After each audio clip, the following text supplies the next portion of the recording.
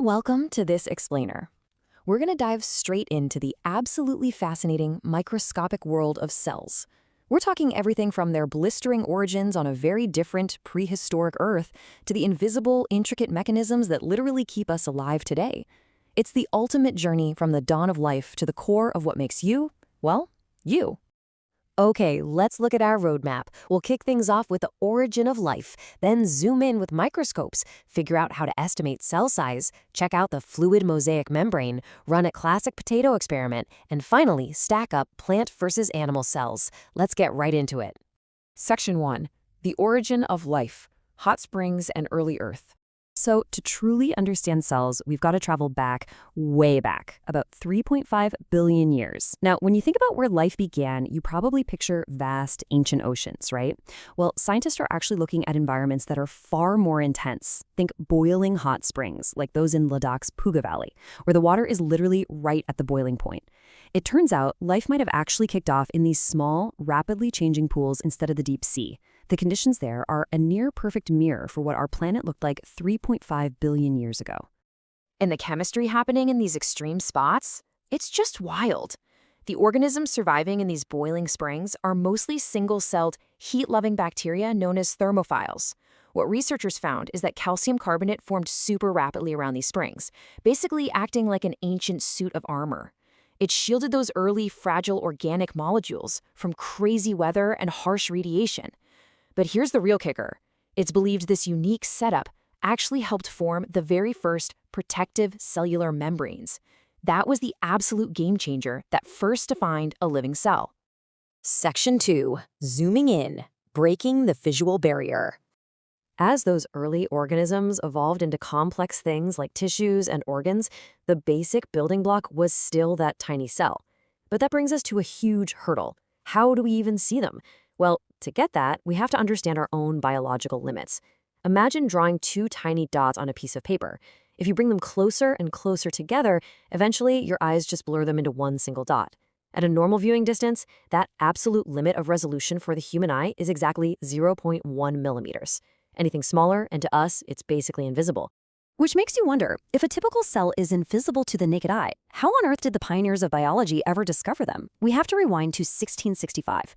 A scientist named Robert Hooke rigged up his own basic microscope, looked at a thin slice of cork, and spotted these tiny box-like compartments.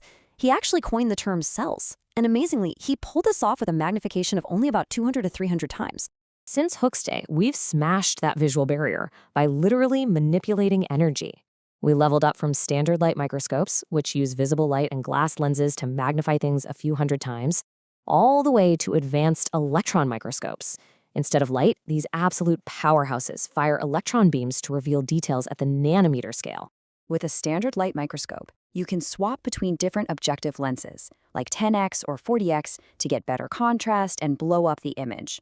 It essentially takes those tiny invisible boxes and drags them into the visible world, just by multiplying their size through glass optics. But man, electron microscopes completely changed the game. It's not just about making things look a little bigger anymore. This tech lets us see the absolute finest cellular features with crystal clarity at 1/1000th of a meter. 1/1000th! Suddenly, the cell went from a blurry little box to a massive, incredibly detailed universe of its own. Section 3. Estimating cell size. The math of the microscopic. Okay, now that we can actually see these cells, how do we measure them? You obviously can't just hold a tiny ruler up to a cell. We use a bit of clever deductive math. Here's how it works. First, you put a transparent millimeter ruler under the microscope to measure your total circular field of view. Let's say it's 5 millimeters across. Next, you convert that to micrometers by multiplying by 1,000, so 5,000 micrometers. Then you swap the ruler for your slide, maybe an onion peel, and you just count the cells in a straight line across that same view. If you count exactly 25 cells, you just divide 5,000 by 25, which tells us each individual cell is exactly 200 micrometers wide. It's such a simple but brilliant way to measure the invisible. Section 4. The fluid mosaic membrane, the cellular gatekeeper. So, zooming in even further on that 200 micrometer cell, we hit its absolute outer limit, the cell membrane. And this thing is staggeringly thin. We're talking 7 to 10 nanometers thick. Just let that sink in for a second. Scientists explain its structure using what's called the fluid mosaic model. It's what gives a cell its strict individuality, keeping its inside safe while staying totally connected to the outside world. It is not some rigid brick wall, it's a fluid, dynamic, living barrier. How does a 10-nanometer barrier pull that off? Well, it's selectively permeable, built from a lipid bilayer, which is basically 2 layers of specialized fat molecules. You've got these water-attracting heads pointing outward, and water-repelling tails hiding on the inside. And because these fats are fluid, they can move, rotate, even flip around sideways. The proteins embedded inside them, like tiles in a mosaic, act as active gatekeepers. They let the good stuff, like nutrients, sneak in, while slamming the door on harmful elements. Section 5. The potato experiment, seeing osmosis in action. To really get how this selectively permeable membrane handles water, let's look at a classic, super practical experiment using just some simple potato slices. If you take 2 equal pieces of potato, drop one in plain water and the other in a 20% salt or sugar solution for an hour, the results are wild. The potato in the plain water swells up and gains weight, but the one in the heavy salt solution, it shrinks drastically. So what's actually happening there? It's all about how that membrane reacts to different solute concentrations.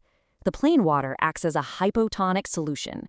That means the solute concentration outside the cell is lower than the inside, which literally forces water into the cell, puffing it up.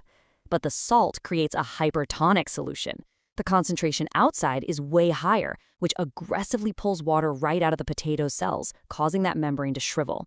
And if things were perfectly balanced, an isotonic solution, well, the size wouldn't change at all. Section 6. Plant versus animal cells, the ultimate barrier. Now, thinking back to our potato, which is a plant, of course, you might be wondering, with all that water rushing in from the plain water beaker, why didn't those cells just pop like a water balloon? The secret is in their architecture. Plant cells, like the potato or an onion peel, have a rigid extra layer wrapped around their membrane, called the cell wall. It keeps them neatly box-shaped and stops them from bursting when they swell up. But animal cells, like human cheek cells, they completely lack this wall. Without it, they're highly irregular and totally reliant on that single, super thin cell membrane to hold everything together. So knowing that animal cells, our cells, are missing that tough outer armor that plants rely on, I want to leave you with this thought. If you dropped a human cheek cell into a highly concentrated sugar solution, it would rapidly lose water and shrink down to almost nothing. Without a cell wall to protect its structure, how vulnerable do you think the trillions of cells inside your own body are to the wild changes in environment and diet they face every single day? It really puts that incredible, delicate balancing act happening inside of us